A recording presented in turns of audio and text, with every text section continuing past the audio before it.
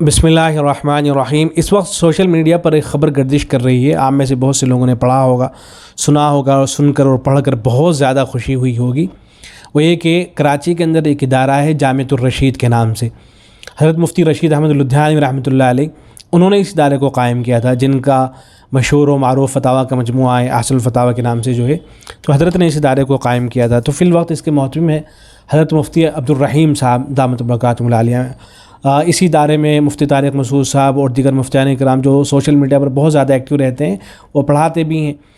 तो इस इदारे से ये ख़बर आई कि इसके जो मोहतमिम हैं हज़रत मुफ्ती अब्दुर्रहीम साहब, उनकी कोशिशों से और मेहनतों से ये हुआ है कि इस इदारे के जो असातिज़ा हैं, तकरीबन यहाँ 40 से ज़्यादा असातिज़ा इकराम हैं, उनमें से 30 असातिज़ा इकराम को बाकायदा इदारे की तरफ से ज़मीनें दी गई हैं। 65 लाख रुपए या उससे ज़ायद की ज़मीनें दी गई हैं, उनके हवाले कर दी गई हैं ज़मीनें।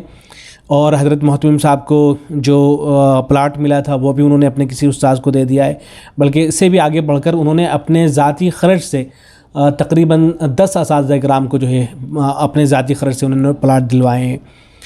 और आइंदा ये आज़म किया है कि इंशाअल्लाह, चूँकि असातिज़ा इकराम बेचारे वो कहाँ से घर बना सकेंगे, तो ये ऐलान किया है कि इंशाअल्लाह आइंदा कोशिश भी रहेगी कि बाकायदा जो ज़मीनें इन हज़रात के हवाले कर दी गई हैं, उन पर बाकायदा मकानात बनवाकर और घर बनवाकर इन असातिज़ा इकराम के हवाले किए जाएंगे। तो यकीनन ये बहुत ही अच्छी ख़बर है। जो भी इसको सुन रहा है, पढ़ रहा है, उसको बहुत ज़्यादा खुशी हो रही है, बहुत ज़्यादा तारीफ़ इसकी की जा रही है। और जो दीगर हज़रात जो मदारिस चलाते हैं, मोहतमिन हज़रात हैं, ज़िम्मेदार हज़रात हैं, उनके इल्म में भी इस बात को लाया जा रहा है, बल्कि लाना चाहिए उनके इल्म में भी, ताकि हमारे जो असातिज़ा हैं जो मदारिस के अंदर पढ़ाते हैं, उनके लिए इस तरह के नज़्म होने चाहिए। हमारे यहाँ तो सबसे बड़ा मसला तनख्वाहों का मसला रहता है। हमारे यहाँ अक्सर मदारिस की और मसाजिद की भी सूरत हाल ये है कि वहाँ तनख्वाहें इतनी नहीं है कि उनसे आसानी के साथ असातिज़ा का गुजारा भी हो सके। बहुत बुरी सूरत हाल है, ये सब के इल्म में है। सूरत हाल ये है कि किसी महीने अगर घर के अंदर मेहमान आ जाए या बच्चा जो है बीमार हो जाए तो सारा का सारा बजट हिल जाता है, बड़ी परेशानी होती है। तो कम से कम इतना तो नज़म हो जाए इन असातिज़ा इकराम के लिए कि अच्छी तनख्वाहों का नज़म हो। ऐसे ही घर के अंदर अगर बच्चा बीमार हो जाए या मेहमान वगैरह आ जाएँ तो उनके लिए अलग से कोई नज़म हो इस तरह का कि इन असातिज़ा इकराम को तकालीफ़ और परेशानियों का सामना न करना पड़े। देखिए, पुराने ज़माने में तो ये होता था कि जो उलमाए इकराम दीन की खिदमत में मशगूल रहा करते थे तो उनके लिए बाकायदा जो बादशाह हुआ करते थे उनकी तरफ से ज़मीनें अलाट कर दी जाती थी, जागीरें दे दी जाती थी। और ये सिर्फ पुराने ज़माने में नहीं होता था, बल्कि बाद में भी होता रहा है। और फिर ऐसा नहीं होता था कि सिर्फ बादशाहों की तरफ से हो, बल्कि आवाम की तरफ से भी ये नज़म था।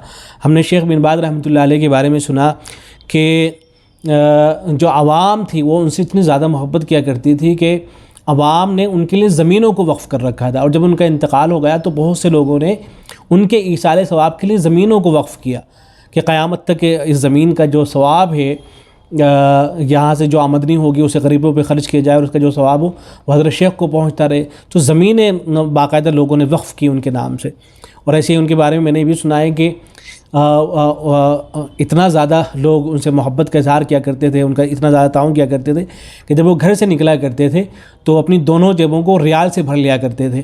और उनके घर से लेकर मस्जिद जाने तक जो रास्ता था उसमें जितने भी मांगने वाले बैठे रहते थे उन सब को जो है वो देते जाते थे और सारे पैसे जो है ख़र्च कर दिया करते थे। तो उलमा इकराम से इस कदर मोहब्बत का वो लोग इज़हार किया करते थे।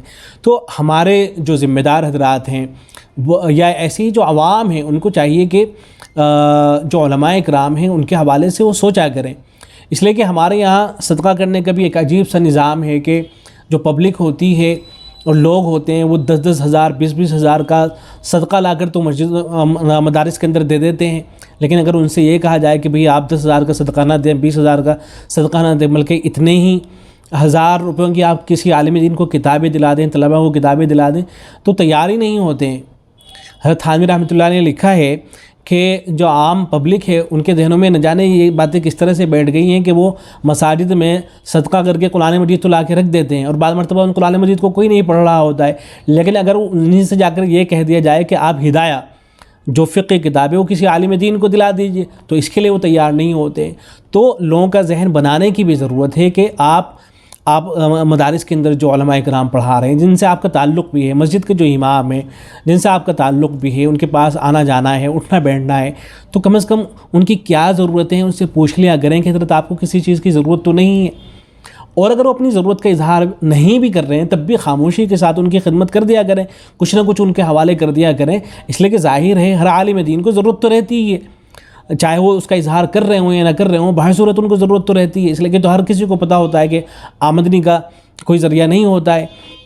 تو اس لیے ان حضرات کی خاموشی کے ساتھ میں خدمت کرتے رہنا چاہیے.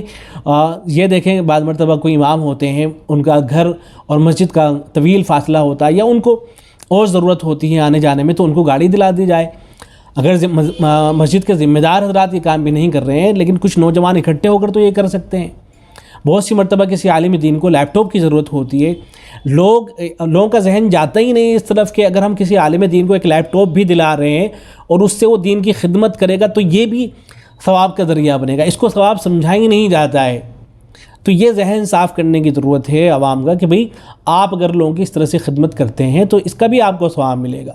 تو اگر علماء اکرام کے لیے جو مدارس کے اندر یا مساجد کے اندر خدمت کر رہے ہیں ان کے لیے گھر کا نظم کیا جا رہا ہے یا کسی اور چیز کی ان کو ضرورت ہے اس کا نظم کیا جا رہا ہے تو اس کا ثواب آپ کو ملے گا.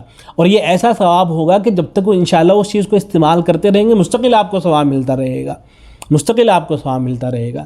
تو اس لیے ان چیزوں کے بارے میں سوچنا چاہیے. وہاں سے ایک جو ادارہ ہے جامعۃ الرشید کا، وہ پورا بیان تو ان کا جو یوٹیوب چینل ہے اس پہ جا کے دیکھا جا سکتا ہے. البتہ ایک چھوٹی سی کلپ بھی ان کے یہاں سے آئی ہے، اس کو بھی دیکھ لیجئے، اور ہو سکے تو اپنے ادارے کے جو ذمہ دار حضرات ہیں، محترمین حضرات ہیں، ان تک بھی اس ویڈیو کو پہنچائیں، وہ دیکھیں تاکہ ان کے ذہن میں کم از کم یہ چیز تو آئے کہ اساتذہ کرام کے حوالے سے ہمیں اور چیزوں کے بارے میں بھی سوچنا چاہیے. ان کی تنخواہوں کے اضافے کا مسئلہ ہے یا اس کے ساتھ ساتھ اور جو چیزیں ہیں ان کے بارے میں بھی ان کو غور و خوض کرنا چاہیے.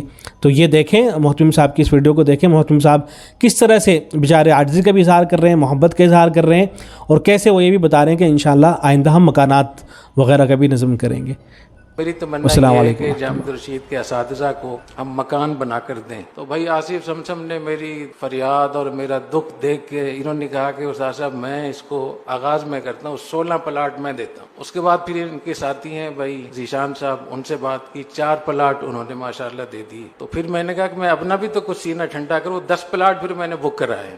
آج الحمدللہ 30 پلاٹ جامعۃ الرشید کے اساتذہ کو آج ان کے حوالے کیے جائیں گے انشاءاللہ تعالیٰ. آج کا جو دن ہے میرے ان چند دنوں میں سے ایک دن ہے جن کا مجھے بہت انتظار رہا اور اللہ تعالیٰ نے مجھے وہ دن دکھائے. اور مفتی اعظم پاکستان حضرت مفتی رفیع عثمانی نور اللہ مرقدہ وہ فرمایا کرتے تھے کہ میں نے جب بھی اپنے اساتذہ کے لیے کسی سہولت کا فیصلہ کیا ہے اللہ نے وہ مجھے سہولت دے دی. تو اللہ کے خزانہ میں تو کوئی کمی نہیں. اصل نیت تو میری یہ ہے، آپ دعا کریں کہ ہم ان اساتذہ کے پاس تو پیسے بھی نہیں ہوں گے نا بنانے کے لیے، ان مکانات کو ہم بنا کر دیں، اور مجھے اللہ کی رحمت سے یقین ہے کہ ایسا ہو جائے گا.